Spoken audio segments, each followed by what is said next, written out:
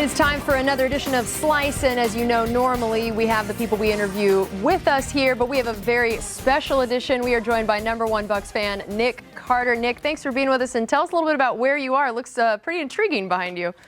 Yeah, actually, I am backstage in Vegas, Las Vegas. Today is our first show of our second bout of shows, run of shows in Las Vegas for our residency, and we just got done doing a rehearsal, and yeah, that went a little overtime, and we're getting ready to do our first show tonight. So that's where I'm at right now. That's awesome. Well, thanks for joining us, and tell us a little bit about where this huge fandom of the Bucks comes from you. Well, the fandom really comes from like. I guess I kind of, I can understand, what a fanatic is. I mean, thankfully, after so many years, me and the Backstreet Boys, we have a lot of great fans and loyal and dedicated. But when it comes to being a fanatic, I understand what that is, because that's pretty much what I am for the Buccaneers.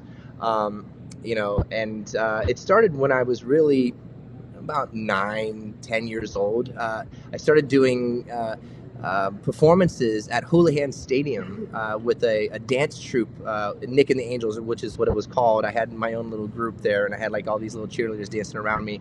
But they really helped me and kind of get used to the whole fact of performing in front of huge audiences. Now we're doing that.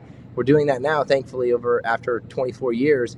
But it's I could definitely say the Bucks contributed and helped, and all the fan base helped to, mold me and turn me into the performer that I am today. Probably your biggest, most well-known video you guys did. Everybody wore a Bucks jersey, had to rep the team. What jersey was that, and what inspired you wearing that in that video? Well, if I remember correctly, it was the Hardy Nickerson jersey. So. People who are really serious Bucks fans know that Hardy was, one of the best linebackers in Tampa. I loved him. He was my favorite player, and so I wore that in the "Everybody Backstreet's Back" music video that we did. That was pretty much one of our biggest songs and videos of all time, and I just felt it was necessary to. And I remember actually putting that jersey on. That was like hot off the press. They had just turned. They went from the creamsicle right around that time, and converted and turned over to the red and pewter look. So I felt like fresh and clean in that video for sure. That's awesome. I love that. And then you also got to sing the anthem when Tampa hosted the Super Bowl. What do you remember about that experience? Well, that experience was actually a little bit bittersweet, because I was friends with a quarterback you might know. His name was Trent Dilfer. Trent was playing in the Super Bowl for an entirely different team in my stadium in Tampa. So it was just crazy, because I remember after we performed the national anthem, went right upstairs and watched him win that Super Bowl. So it was bittersweet, but really wanted him to be on the Bucks.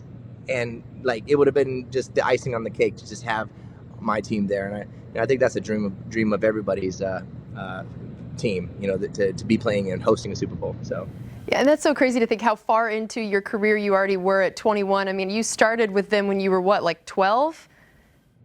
Yeah, I met the guys in my group when I was 12 years old, turning 13 years old, and yeah, we pretty much started then, and did a lot of rehearsing and traveling from Tampa back to Orlando, kind of really, creating the group and turning us into who we are today. So, but yeah, that was the age that I met them. So pretty young. So you know a thing or two about what it takes when you're young, and all of a sudden you're famous and you have money and all of these things come into you. Do you have advice for? I mean, this is about to happen in the NFL draft, and all these players that are about to become Bucks, and all these other NFL players, all of a sudden that they're not 12, obviously, but you seem to be someone that could definitely offer some words of wisdom there. It is a huge responsibility, because you have a lot of pressure on you to maintain, especially probably on the world's biggest stage in the NFL, and to just so to deal with that pressure, I think you just gotta put great people around you. Surround yourself with people who can keep you grounded and keep you protected in a lot of ways. There will be a lot of people who come out of the woodwork and want to be your friend, but if they really weren't your family or friends in the first place, or you hadn't had them since you were a child, and and they weren't ever really doing anything good for you, then you kind of got to stay away from them. So, I think it's all about creating a good foundation. We still have tons we want to ask Nick, including his thoughts on that new NFL team coming to Vegas. And is he going to be switching his fandom? These are important questions we need to ask. Make sure you stay tuned right here on Buccaneers.com for part 2 of Slice.